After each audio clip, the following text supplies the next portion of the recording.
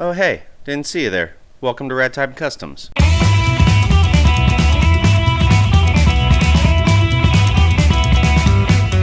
Hey, what's up? Donnie here from Ragtime Customs, and I haven't had a heater in the Fox body for over a year due to a heater core. So I finally replaced the heater core, and now I'm going to install some universal seat warmers into my racing buckets to see how well those do for 3 reasons. 1, it's very cheap to do. 2, it seems fairly easy to do. And 3, I just want to see how well they work.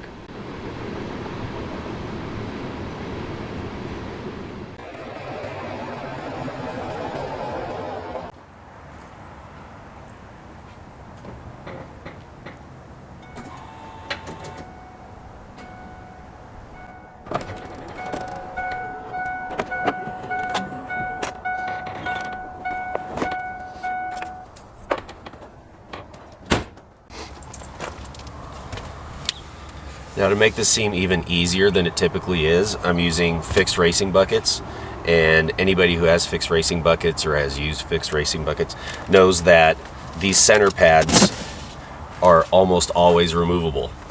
To make it even easier, these ones have Velcro that open up and give you access to the pad inside if you need to change the pad, or some of these you just slip new upholstery onto them. So this is going to make it way easier. So if you have regular seats, you're going to need hog ring pullers and rip your upholstery up, put the pads in, put it back together. If you have something like this, simply undo the Velcro and you're going to slide the mat in.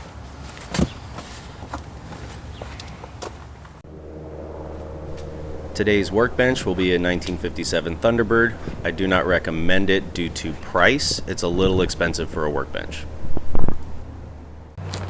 So this is the kit that I ordered. This is for 4 seats, giving me 8 pads. And the reason I got a 4-seat version is because I have 2 lower pads and 1 back pad per seat. So I require 6 if I want all 3 of them per seat to heat up. So I'll have a link for this kit as well as one that's just a regular 2-seat kit. So if you don't require 3 per seat, you can get the cheaper kit.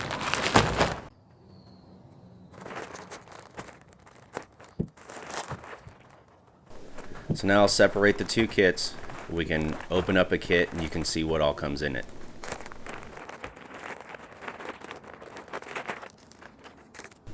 So this is the kit for a regular 2-seat.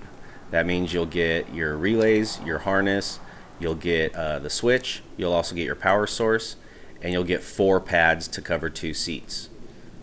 The bottom of the pad, you have your plug that plugs into your harness. And make sure when you're cutting it, you cut across the top and not from side to side.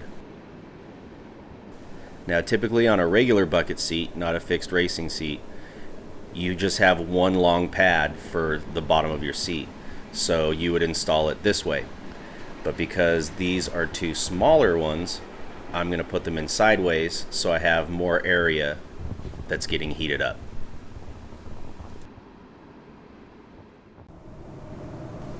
So once again, when you open up a kit, you'll get 4 pads total. They're separated 2 and 2. They each have their own harnesses and all their wiring, so it's very easy to figure out how this all works. So for 1 seat, you'll get your wiring. You'll also get a fusible link. You'll get a relay with your harness, and then you'll also get a switch harness.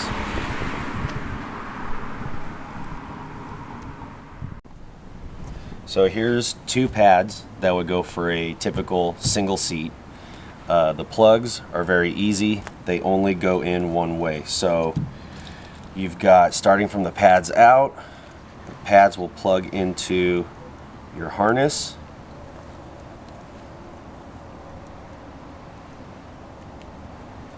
And then you've got your switch.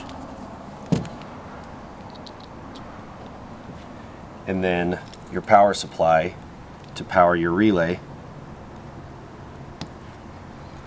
Then all that's left to do is black goes to ground, red goes to power. You want this to go to a key on position, and they supply a fuse if you're running to a key on that isn't already fused.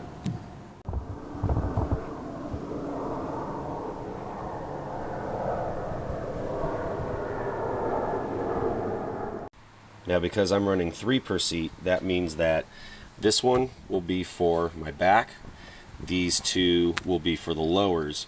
So I'm just going to take these wires, splice them together into one clip, and then this will clip in as if this was one pad. Now that the basic wiring is all figured out, we're going to take and cut the heating pads to fit the seat cushions.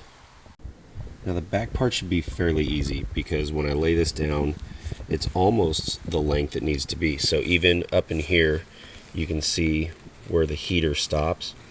I think if I cut this off, then that puts the heater right at the very top, and then you'll see it's a little longer down here, but this is going to be on the other side of the cushion, which means it'll end up rolling up this way, and this extra area here just ends up being at the bottom that doesn't need to be heated anyways, and then it allows for the line to come out of the cushion here and then go down and get plugged in.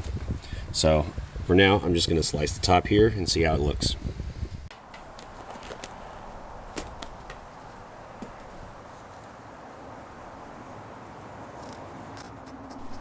So now it's time to trim it up. You'll notice that I'm cutting the opposite direction of the adhesive strips. And then I'll set it on top and make sure it's about the right size before I start pulling the cushion out.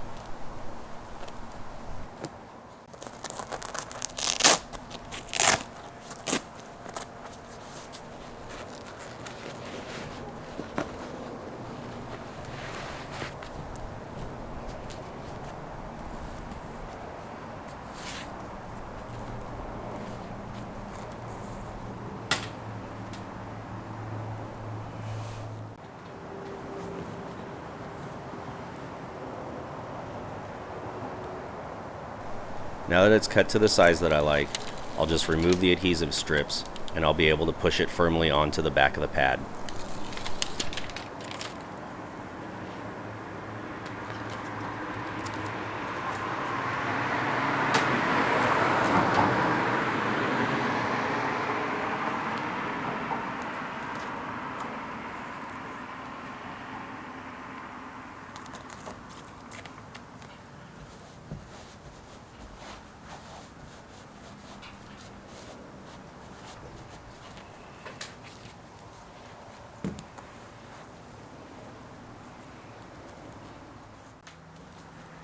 So now that the heat element is attached to the cushion, we're going to slide them both back into the seat.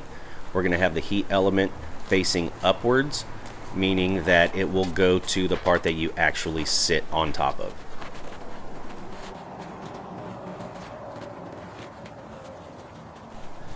Putting the cushion back in can be a bit of a pain, so just take your time, try to get it as close as you can, and if it's not perfect and it's kind of lumpy, it'll all just kind of settle back down once you use the seat a few times.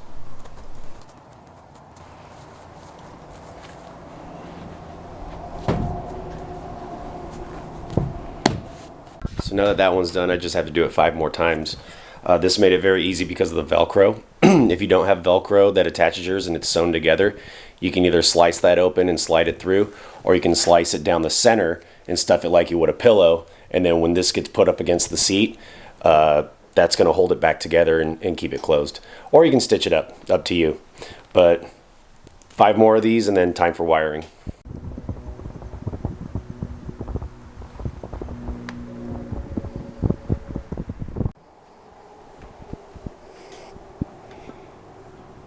So now that all the heaters are in their seat cushions, we just need to locate a power source so we can start running the wiring.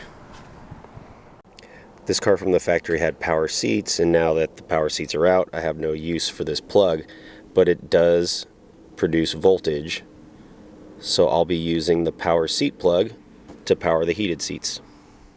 Now what if your car doesn't have power seats?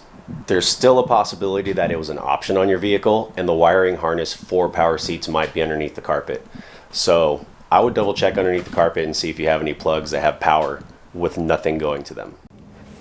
Okay, so for the wiring, this is where I'm at now. I've got my factory plug that provided power for my power seats, and then I've got this wire harness that supplies power to the relay. So I've taken the wires out of the clip that they go into that plugs into the harness. So this still plugs in here to provide power. Now I'm going to take and remove the plug from these wires and take these wires, put them in this plug, and then that will not just give a clean install, but it'll also delete the need for all of this wire. So I won't have all of that. Also too, this already has a fuse, so this is a fuse circuit, so I don't need to run the inline fuse either. So this will pretty much just plug right in like that, and this all gets tucked underneath the seat, and I just have the switch running wherever its location is going to go, and it's a nice clean install. Now to make one Power 2 pads. So what I did is I purchased this bag of these universal connectors. They're waterproof. These are the same ones you find on like headlights. It was way cheaper for this entire bag than it was to get a male and a female locally. So I'll put a link in the description. And then I just cut off of this pad. I cut the end off, spliced in the female end. This will plug into the harness. And then on this one, I just have the male end. So this plugs into this, and they both get power. All right, about time to put the seat back in. I've got the harness inside the car. I've also got the wiring taken care of for my switches. So this harness is very long, so you actually would have enough room to go and heat up the back seat, have it run all the way up the column, and then almost all the way back. That's how long these are, so you got plenty of this. So what I decided to do is put them into this plate that I made, and there's my switches for my heated seats.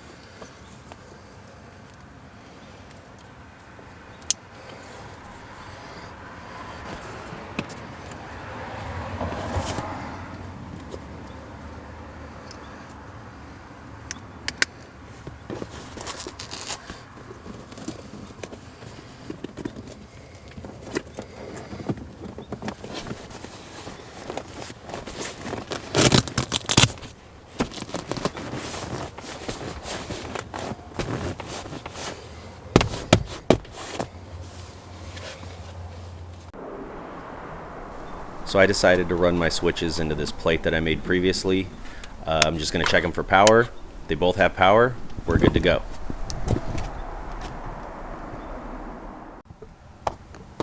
The switches provided are a three-way switch, down for low with a green light, and up for high with a red light. The middle is off.